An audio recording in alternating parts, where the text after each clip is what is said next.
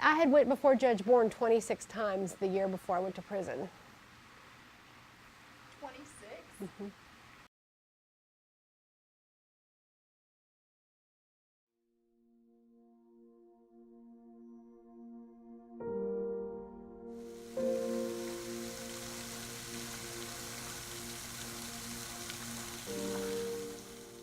I started drinking when I was probably 13.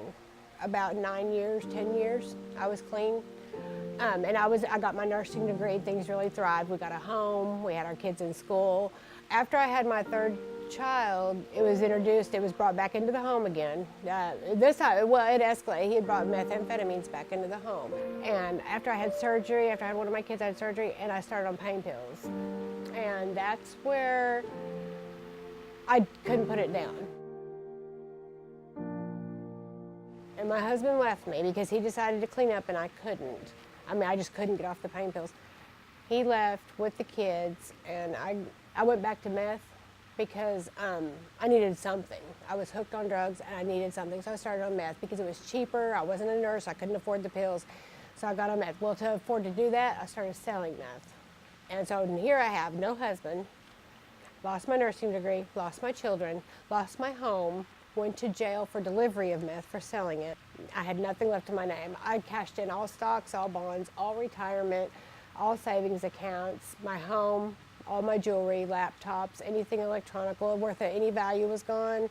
I lost my car. I sold the car to get my drug dealer out of jail. Basically, I was living in my car. That's when I got out of jail, that's where I lived, was in my car. And so I went from the white picket fence to nothing, literally nothing. When I say nothing, when people think of nothing, like I didn't know where. It didn't matter if I could eat or not because I was only wanting drugs. It didn't matter if I could sleep because I was only wanting drugs. When someone gets mad at an addict for their choices they make, you can't really, it's not them. It flips your mind over into somebody else. You're not thinking clearly. You don't get to choose. You can choose and make good choices until you put a drug in your body, and then you don't get to make that choice anymore.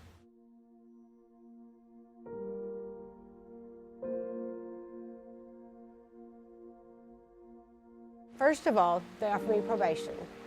And I got out of jail, got put on probation. I couldn't follow the rules of probation. I was still hooked on drugs. So they offered me to send me to rehab for 3 months. I went to rehab. Got back, I was back on it within probably 2 hours of hitting Russellville. They said, okay, drug court or prison? I said, okay, drug court. I tried to beat the system. I tried to, anywhere from, well, I didn't pay my fines, I didn't show up for appointments, I was still on drugs, failing drug tests. Finally, they sent me to an RPF, which is a rehab, well, it's prison. They sent me to prison for 3 months. They said, now, we're gonna give you one more break. We don't give everyone else this break, we're gonna give this break to you. If you don't make drug court, you're going 40 to life. You'll go up for parole in 40 years. But this one I thought, I really do want a life. I want things. I want my kids. I want a quality of life that I didn't have. I didn't laugh anymore. I wasn't smiling. I wasn't happy.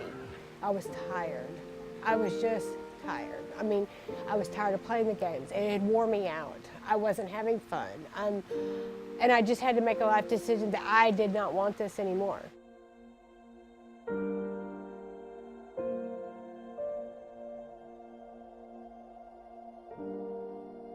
So 1.5 years later, I graduated drug court with no violations. And I haven't picked up since, and I can't. Like, someone said, well, you can drink now. You're 45 years old. You can go have a drink. I said, but I can't. Like, I think back at it now, and it seems like I'm describing a different person. Like, I would never, like, imagine myself doing that now. But if I put a drug in me, it changes who I am. But I can only do it one day at a time. I don't know if tomorrow I may wake up and using it, but I don't want to. I want to keep my guard up, and I want to keep thinking clearly. I don't want anything to alter the way I think about it. I don't want anything to take that drive away from me.